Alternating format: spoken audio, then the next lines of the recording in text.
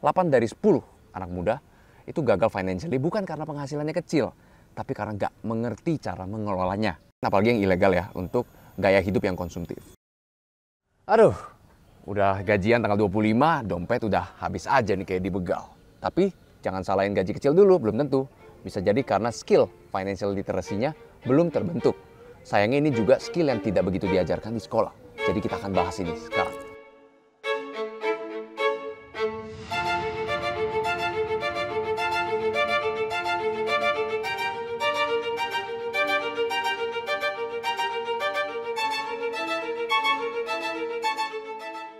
Welcome back teman Moksa di channel YouTube Moksa. Nah, ini adalah segmen Moksapedia nih, di mana gue akan kupas tuntas tentang finance nih, berbagai topik finance. Nah, fakta kerasnya itu adalah 8 dari 10 anak muda itu gagal financially bukan karena penghasilannya kecil, tapi karena nggak mengerti cara mengelolanya.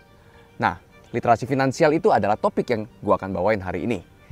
Dan literasi finansial ini bukan cuma untuk orang tua atau yang gajinya gede. Ini juga adalah senjata rahasia untuk anak muda biar bisa stop jadi generasi sandwich, lepas dari jeratan utang, dan bisa bikin duit berkembang sendiri. Nah, dalam beberapa menit ke depan lu akan belajar tentang cara praktis melek finansial ala anak muda. Nah, gue akan membahas 6 hal yang penting untuk mencapai pemahaman yang lebih nih mengenai literasi finansial. Yang pertama adalah mengelola uang dengan bijak. Yaitu adalah pertama budgeting atau anggaran. Catat pemasukan dan pengeluaran. Gunakan metode sederhana seperti 50, 30, 20. 50% itu untuk kebutuhan, 30% itu untuk keinginan seperti hobi atau nongkrong, dan 20% itu untuk tabungan atau dana darurat. Yang penting juga adalah hindari gaya hidup yang konsumtif. Beli hanya barang yang benar-benar kita butuhkan. Poin kedua, bagaimanapun kita harus bisa tetap nabung dengan konsisten. Dan triknya adalah sisihkan uang sebelum kita belanjakan. Kita juga bisa buat dana darurat kecil-kecilan, minimal 3 kali pengeluaran bulanan. Dan juga manfaatkan celengan digital atau rekening terpisah, biar kita nggak tergoda untuk ngambil uang di dalam rekening yang sama gitu. Oke, yang ketiga, kita harus memahami utang dan juga kartu kredit. Nah, utang itu bukan cuma uang tambahan ya. Kita harus ingat ada bunga yang bisa membebani. Dan jika pakai kartu kredit, juga kita harus lunasi setiap bulan biar nggak kena biaya tambahan. Nextnya yang keempat, tadi kan ada nabung. Nah, ini mulai belajar investasi sederhana. Bisa dimulai dari nominal yang kecil. Contoh, pakai reksadana aja.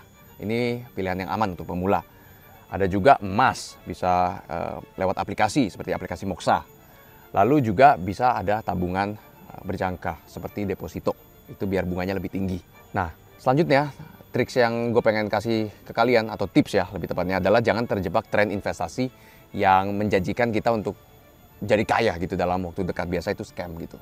Selain itu, sesuatu yang menjanjikan kita untuk mendapat kekayaan biasa itu rely on luck juga gitu loh. Luck, dan kita nggak bisa bergantung pada hoki terus gitu. Jadi kita harus buat skill yang lebih bisa membuat kita punya return yang lebih stabil ke depannya, walaupun nggak sebanyak kalau misalkan kita melakukan hal yang spekulatif. Yang kelima, of course, kita harus tahu cara meningkatkan penghasilan kita sendiri. Jadi kita bisa memanfaatkan skill kita untuk mendapatkan penghasilan sampingan seperti freelance atau jualan online. Lalu investasi ke diri kita lewat kursus atau sertifikasi untuk menambah nilai tambah kita di masa depan. Yang keenam, last but not least, kita juga harus menjaga uang kita. Make sure kita pilih bank yang tepat, make sure kita jangan berikan kode OTP atau PIN ke siapapun. Dan kita juga harus bisa waspada untuk biar gak ketipu gitu. Penipuan online kan banyak banget, investasi bodong, phishing dan sebagainya macamnya. Kita harus bisa protect uang kita dari semuanya itu. Dan make sure kita juga mengerti tentang pajak. Nah, biar kita nggak kewalahan, yuk kita recap. Tadi udah bahas apa aja? Tadi gue udah membahas 6 poin yang penting. Yang pertama adalah mengelola uang dengan bijak. Dengan strategi 50, 30, dan 20. Ya, 50% kebutuhan, 30% keinginan, dan 20% untuk tabungan atau dana darurat. Yang kedua adalah menabung dengan konsisten. Sebelum belanja, make sure kita sisihkan uang untuk ditabung. Yang ketiga, memahami utang dan kartu kredit. Jangan sampai kejebak di sana. Selanjutnya, mulai investasi sederhana. Mulai dari emas, atau deposito, atau reksadana. Yang kelima, meningkatkan penghasilan melalui skill dan pekerjaan sampingan. Dan yang keenam, menjaga keamanan finansial kita. Gue pengen kasih kalian satu tips nih yang bisa bikin semuanya itu menjadi praktis. Kalian bisa coba pakai aplikasi Moksa. Kalian bisa nabung di situ dan juga ada berbagai macam asuransi untuk melindungi kalian. Jadi kalian bisa biarkan kalian punya uang itu berkembang di situ, bisa disimpan di situ juga, dan kalian bisa melindungi diri dan uang kalian. Semuanya tuh ada di aplikasi Moxa. Jadi satu. Jadi itu dia tips praktis dari gua. Sebelum gua tutup, gua mau kasih tantangan sedikit nih. Dan gua akan pin komen yang benar dan mungkin bisa gua kasih hadiah. Pertanyaannya adalah, apa itu strategi 50-30-20? Nah, buat kalian yang tahu langsung aja komen. Siapa cepat dia dapat ya. Gue tunggu komen kalian. Jangan lupa untuk like, share, dan subscribe biar kalian gak ketinggalan video-video asik selanjutnya. Nama gue Erik, and I will see you in the next video.